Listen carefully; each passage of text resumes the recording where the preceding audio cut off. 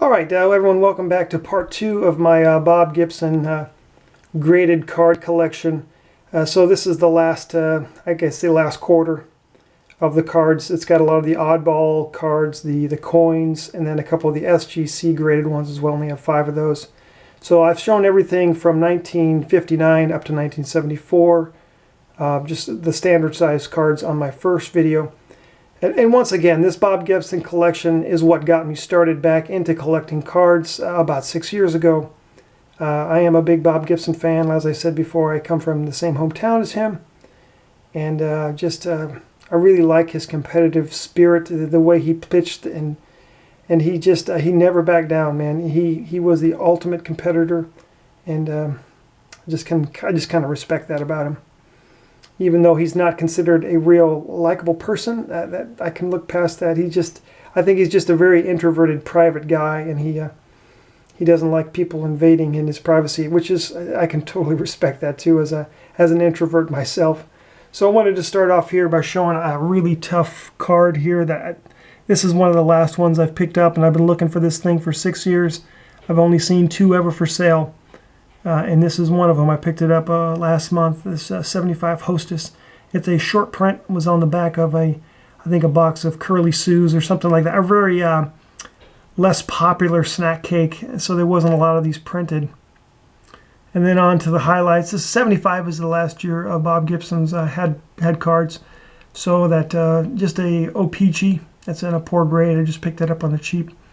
And then I have a nice run of all 3 of his 75 minis there.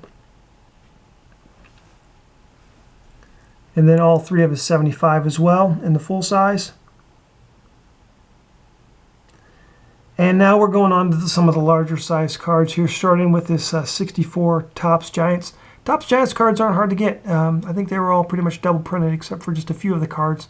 So that's not a difficult set to get and nicely graded. Now coming down here to this 66, 67 Bazooka panel, extremely tough. I think this may be the highest grade on any of these. So it says 66, 67 because you need the whole box to determine what year it actually came from. There was just a slight variation on the front of the box, but the back panel is exactly identical for 66 and 67. Although some price guides will list different values for the 66 or the 67, and you're like, well, how can you even tell? You can't. So still just a fantastic sharp item. I bought this one, I'd say 5 years ago, right when I first started collecting, before the market started to pick up. So there's no way I would be able to afford this today. Another really tough item. These are test issues. These Topps Action. These are actually like stickers on a panel. So Bob Gibson was one of 3 players on that panel. Just to get it graded was a huge challenge to find. I have never seen another one of these graded. So this is the only one I've ever seen, and I was fortunately able to pick it up. Then really cool items. I like these Topps Supers. They did this in 69. I already showed that one in the previous video. That was a smaller, normal size, glossy card that was part of a test issue.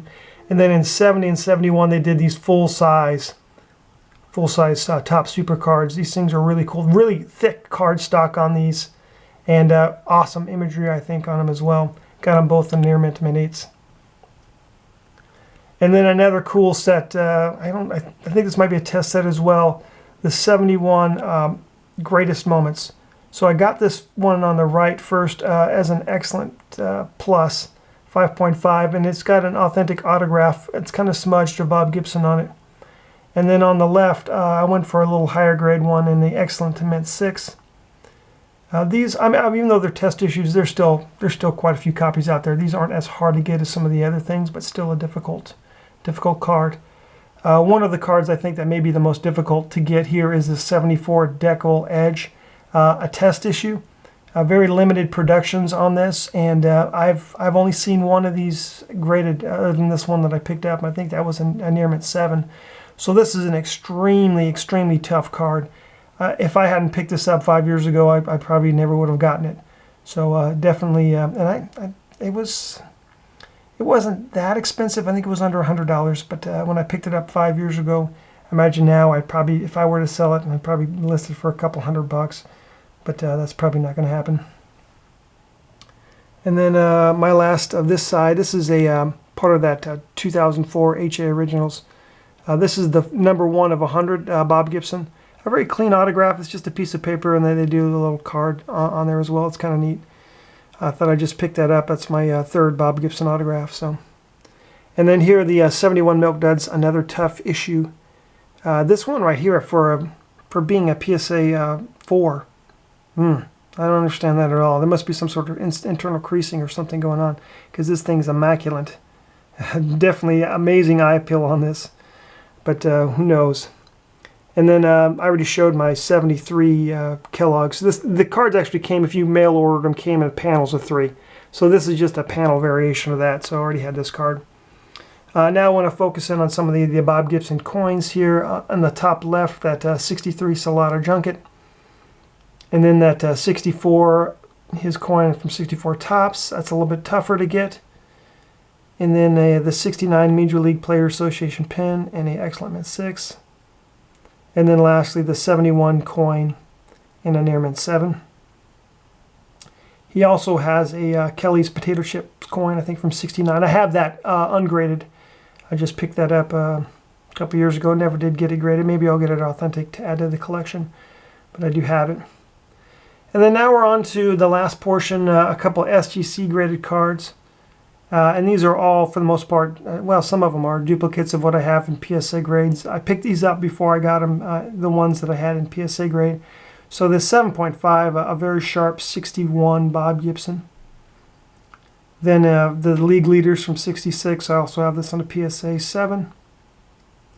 And this is the first graded card I ever purchased here. This Gibson Hurls a Shutout. Like I said again, love that image of it. This one's just a Near Mint 7. Have it in a PSA 8. And then a couple rarer cards here. This 1969 O-Pee-Chee. O-Pee-Chee's tough for that year. It's just an excellent 5, but saw it and thought I'd pick it up. And then the last item I want to show you is an extremely difficult item.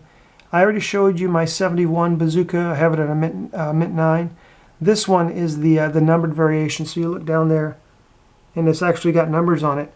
Now, the thing about these, if you look on the PSA registry, not the SGC, but the PSA registry, all of them that are graded are just graded authentic. And that's because I think they're all miscut. Like somebody has gone and cut them on the side, almost as if to say this set was not meant for regular distribution. And they were like, I don't know, they were intentionally butchered. I don't know. If you can find a numbered 71 Bazooka Bob Gibson that actually has a grade, that's not just authentic, let me know, because I'd love to see it. Very difficult. So in the end, I just wanted to, this is part 2 of my Bob Gibson collection, and I just wanted to show you guys what started it all. As a whole right now, I have 1,550 graded items.